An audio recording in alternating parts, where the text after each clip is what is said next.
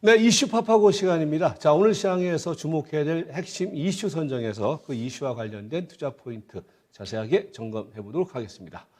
자, 먼저 오늘의 이슈는 기대감 고조 한미 정상회담, 증시에 훈풍 불어넣을까? 글쎄요, 뭐 기대는 하고 있는데 뭐 다들 이제 알려진 상황이기 때문에 과연 이제 이번에 한미 정상회담에서 나오게 될 어떤 그런 여러 가지 이야기들이 과연 증시에는 어떤 영향을 미칠 것인가, 그 부분에 대해서 오늘 다각도로 검토하고 점검해 보도록 하겠습니다. 자, 먼저 전화 연결되어 있습니다. 국립외교원의 김현욱 교수님입니다. 안녕하십니까? 네, 안녕하세요. 네, 안녕하세요. 자, 먼저 이번에 이제 한미 정상회담이 바이든 정부 이후에 첫 번째로 열리게 됐는데 어떻습니까? 어떤 의미가 있다라고 우리가 해석을 할 수 있겠습니까? 첫 번째, 그러니까 정상회담, 대면으로 열리는 정상회담에서는 일본 다음으로 이제 우리가, 미국 바이든 정부하고 정상회담을 하게 됐단 말이죠.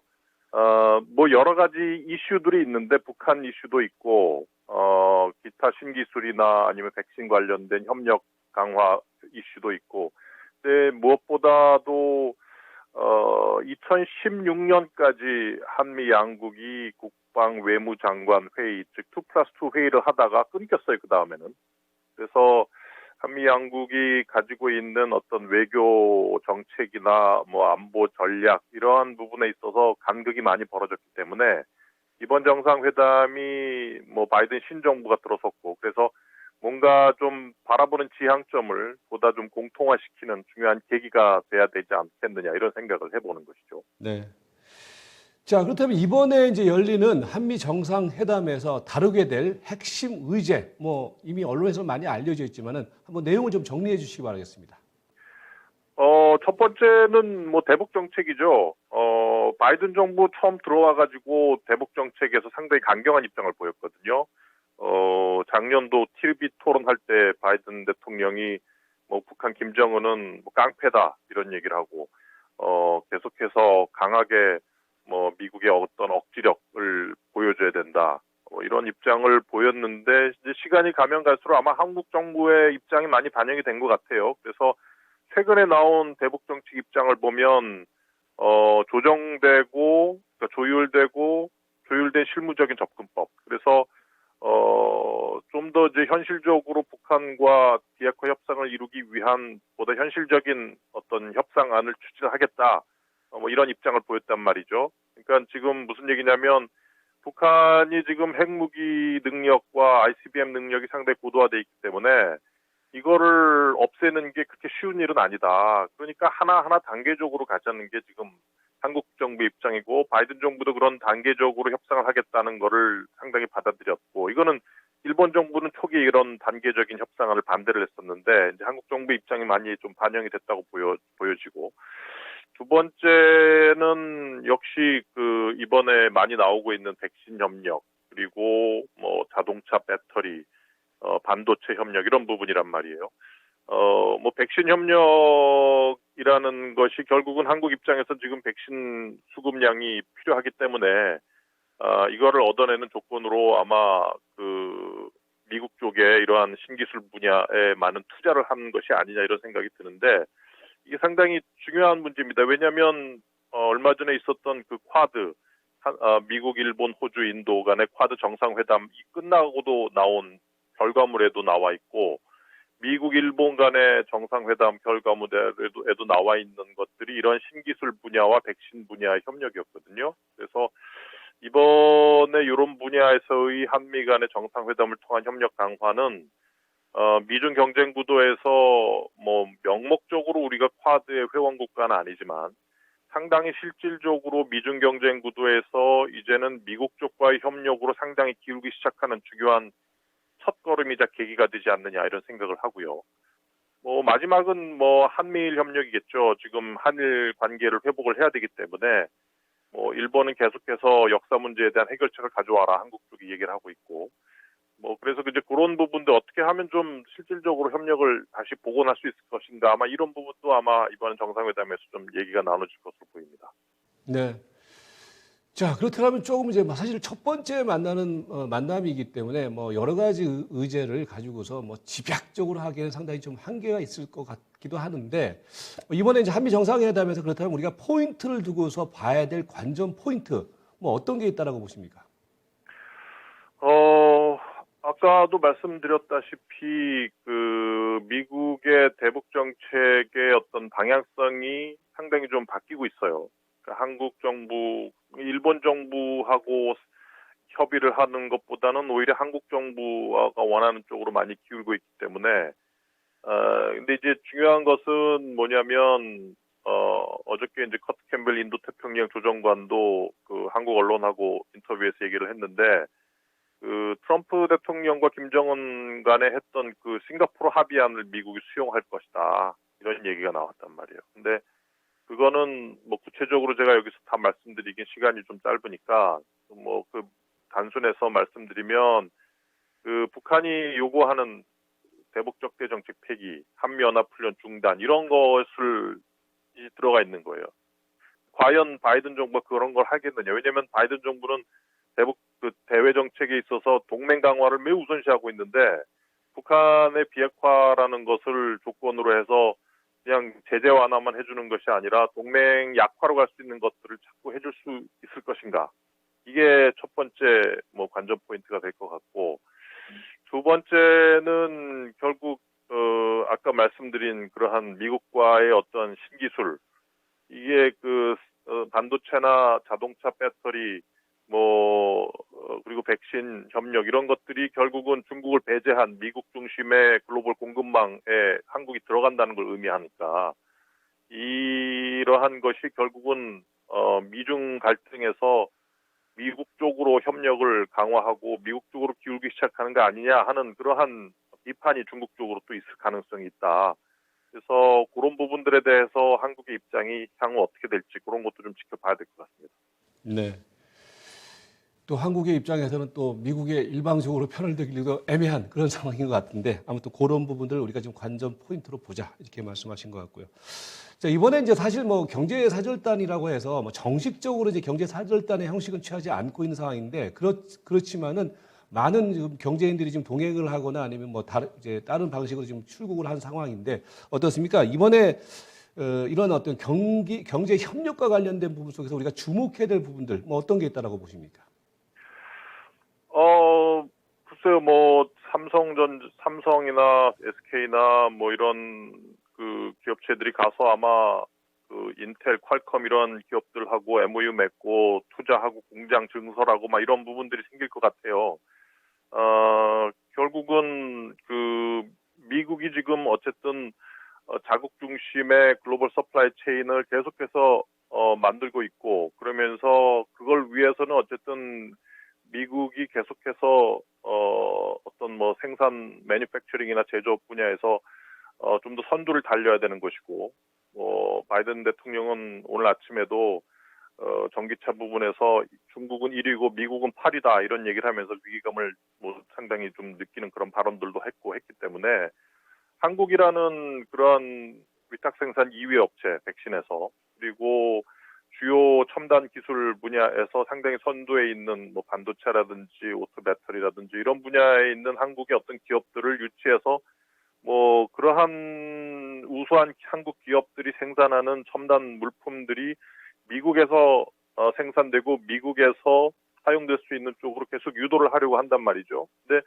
한국 입장에서는 이런 것들이 결국은 우리에게 이익이 되는 쪽으로 이제 유도를 해야 되는 부담감이 있는 거죠. 단순히 미국의 일자리를 늘려주는 그러한 MOU가 아니라 글로벌 서플라이 체인을 타고 미국뿐만이 아니라 미국의 어떤 공급망에 연계되어 있는 국가들까지도 우리가 수출 시장을 늘릴 수 있는 그런 전략을 좀 마련해야 되는 것이 우리의 숙제가 아닌가 싶습니다. 네, 경제 부분도 있겠지만 사실 이번에 한미 정상회담에서 이제 사실 우리가 주목해야 될 가장 핵심 중에 하나가 되지 않을까 생각하는데 앞에서도 잠깐 말씀을 하셨지만은 어떻습니까? 대북 정책과 관련돼서 그동안에 계속해서 이제 답답한 상태를 이어나가고 있는 상황인데 이번에 이제 만남을 통해서 어떤 조율할 가능성 이런 부분들에 대해서는 어떻게 지금 생각하고 계십니까? 이미 원칙적으로는 상당히 조율이 됐어요. 지금 그 아까 말씀드렸다시피 그 조율된 실용적인 그 접근법이라는 것이 결국은 스몰딜로부터 시작한 단계적인 비핵화 협상을 하겠다는 거고, 그게 이제 바이든 정부 입장이 돼버렸으니까 한국 정부로서는 트럼프 정부 때 볼튼 보좌관이 당시에 얘기했던 일괄 타결, 그러니까 모든 걸 한목에 북한에서 비핵화와 ICBM과 그 WMD를 다 빼라.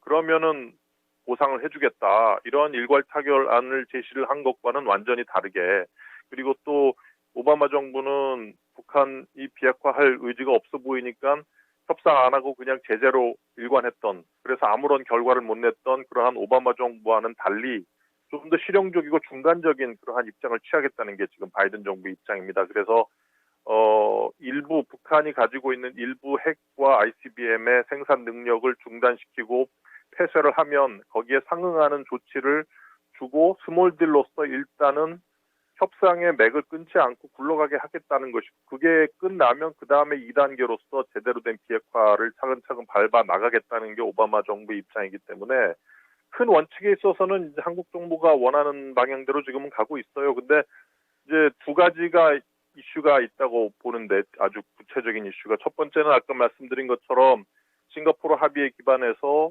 미국이 과연 대북 적대 정책 폐기라는 카드를 북한에게 줄 수 있겠느냐 문제. 그리고 두 번째는 북미 회담과 독립적으로 남북 관계를 독자적으로 한국 정부가 운영할 수 있게 해주겠느냐. 왜냐하면 그 대북 제재 때문에 한국 정부가 북한 김정은하고 경제 협력을 하려고 그러도 그게 다 막혔었단 말이에요. 트럼프 정부 때는 이게 제재 위반된다고. 근데 그걸 풀어달라는 거거든요. 지금 문재인 정부는. 이제 그런 부분, 독자적인 남북 관계를 추진할 수 있는 그러한 부분들을 바이든 정부가 아마 허용을 해주겠느냐, 이런 것들이 이제 이 두 가지가 아마 제가 보기엔 대북 정책에 있어서 남아 있는 구체적인 정상회담에서 우리가 좀 눈여겨봐야 될 부분이다, 이렇게 보여집니다. 네. 자, 마지막으로 그렇다면은 그 향후에 이제 한미 관계에 있어서 뭐 어떤 나타나게 될 변수, 그리고 이제 한미 관계 그 이번 이제 뭡니까 한미 정상회담을 기점으로 해서 향후의 전망 뭐 어떻게 하고 계십니까? 북한이 지금까지 역사적으로 협상을 해온 것들을 보면 두 가지가 있어요. 크게 하나는 강대국 사이에서 자국의 이익을 극대화했어요. 지금 미국과 중국이 경쟁을 하고 있기 때문에 아마 그 사이에서 또 외교를 할 거란 말이죠. 예를 들어서 뭐 미국하고 협상을 해서 거기 협상의 결과물 또 중국하고 협상을 해서 중국으로부터 상당한 경제적인 이익을 또 얻어내려고 한다든지, 뭐 적어도 미국과 중국이 같은 입장을 가지고 북한을 상대하는 일은 막으려고 할 거예요. 왜냐하면 그렇게 되면 외교적인 다변화를 북한이 못하니까. 그러한 것이 첫 번째 있고, 두 번째는 이제 말씀하신 그 한미 관계랑 상당히 연관이 된 건데, 북한이 계속해서 해왔던 패턴 중에 또 하나가 한미 관계 이간질이에요, 이간질. 그러니까 이제 지금 현 한국 정부가 계속 주장하는 그 남북 관계의 독자성을 인정해 달라는 게, 자칫 잘못하면 미국과 한국의 대북 정책이 방향성이 달라질 가능성이 있는 거예요. 그러니까 미국은 북한하고 협상이 잘 안 풀려서 계속 제재하고 그러고 있는 와중에 한국은 북한하고 협상하겠다고 북한하고 계속 뭐 교류 협력하고 대화하고, 그러면 한국과 미국의 대북 정책이 따로 놀기 시작을 하고 한미 동맹은 약화되고 이간질될 수 있는 거거든요. 근데 이제 그런 부분들을 바이든 정부는 상당히 우려를 하고 있기 때문에 향후에 그러한, 즉 한미 양국이 같은 입장에서 북한 비핵화를 이루어야 하는 그러한 부분이 추후에 한미 관계의 약화와 한미 동맹의 어떤 공고함에 상당히 중요한 변수로 작용할 것이다, 이렇게 보여집니다. 네, 네, 잘 알겠습니다. 고맙습니다. 네, 감사합니다. 네, 국립외교원의 김현욱 교수였습니다. 자, 이 내용을 가지고 조금 더 자세한 시장 주변의 상황들 정리를 해보도록 하겠습니다. 김수경 캐스터 나가겠습니다. 네, 어떻습니까? 뭐 이런 그 한미 정상회담에 따라서 지금 뭐 수혜주로 거론된 종목들이 많이 있어요. 뭐 어떤 것들이 있습니까? 네, 문재인 대통령이 도착을 했더라고요. 한 3시간 반 전 정도에 미국에 도착을 했는데 삼성과 SK 그리고 LG 같은 국내 굵직한 이런 대기업들의 총수들이 함께 동행을 했습니다.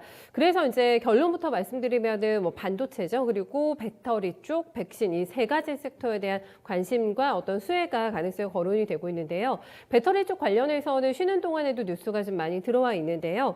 2차 전지 업종에서는 LG 에너지 솔루션, 그러니까 투자를 하게 된다면 LG 화학이 될 것 같고요. SK 이노베이션 등의 이제 미국 투자가 확대가 될 것으로 예상이 됩니다. SK 이노베이션과 포드 같은 경우에는 이번에 또 배터리 셀 합작사를 설립을 할 것이다라는 뉴스도 함께 접수가 있는데요. 마지막 날 보면은 문재인 대통령이 애틀란타로 이동을 해서 SK 이노베이션 공장을 도는 게 이제 마지막 공식 일정이 될 거라고 하는데 때문에 이제 SK 이노베이션이 지난주부터 움직임이 상당히 좋았는데 한번 주목해보자. 이 종목 이런 의견이 많고요. 반도체주가 관련해서는 너무나 답답한 이 반도체 투톱 그리고 장비와 소재주 일단 좀 유리하게 이제 움직일 수 있을까? 이것도 관심사인데요. 투자가 이제 확정이 되게 된다면은 그래도 삼성전자보다는 장비주 쪽이 조금 더 유리하지 않을까라는 의견이 많이 나오고 있고요. 종목을 좀 취합을 해보면은 뭐 원익 IPS, 원익 홀딩스, ENF 테크놀로지 이런 종목들이 조금 더 유리하다. 수혜주가 될 것이라는 증권사의 추천이 좀 나와 있는 상황입니다. 삼성 바이오로직스가 최근에 시가총액 상위 종목 안에서는 신고가를 돌파하면서 가장 강력한 퍼포먼스가 진행이 되고 있는데요. 이번에 모더나 백신을 생산할 수가 있을까? 요거 계약하고 올 수 있을까? 요것도 관심사입니다. 때문에 삼바의 종목이 좀 활발한 움직임 나타내고 있고요. mRNA 관련주들은 오늘도 또 신고가를 내면서 굉장히 강하게 시장의 주목을 받고 있는데요. 이번에 한미 정상회담에서 이제 백신 스와프와 관련된 논의가 조금 더 있을지 그리고 CMO 관련해서 구체적인 어떤 양국 간의 의견이 조율될지 이것도 관심사라고 할 수가 있겠는데요. 뭐 이현제약이라던가 아이진, 진원생명과학 대표적인 mRNA 관련주라고 볼 수가 있겠는데요. 이쪽도 꾸준하게 수혜주로 거론이 되면서 부진한 시장 움직임 속에서도 변동성 속에서도 강한 움직임 보여주고 있습니다. 지난번에 이제 백악관의 뭐 반도체 회의를 하는 과정 속에서는 뭐 다른 데에서는 다 투자 계획을 발표했는데 삼성은 사실 미뤘었거든요. 네. 그래서 이번에 어떤 그 한미 정상회담을 통해서 기업들의 투자 발표와 더불어서 삼성이라든지 이런 쪽 반도체 쪽에 대한 어떤 관심들이 높은 것 같은데 그 내용은 지금 어떻게 지금 예상들을 하고 있습니까? 네, 단순히 반도체 섹터에 국한이 되는 게 아니라 반도체 섹터에서 뭔가 해결이 되면 국내 증시 자체적으로 활력을 얻을 수가 있기 때문에 이제 이 부분에 시장을 주목을 하고 있는 건데요. 반도체 이제 수급 문제와 관련해서 우려를 뭔가 해소해 줄 만한 밑그림이 나올 수 있을까? 이 부분에 대해서는 가능성을 지금 점치고 있습니다. 삼성전자가 최소 20조 원 정도는 이번에 투자 계획을 공개하지 않을까라는 예측이 나오고 있는데요.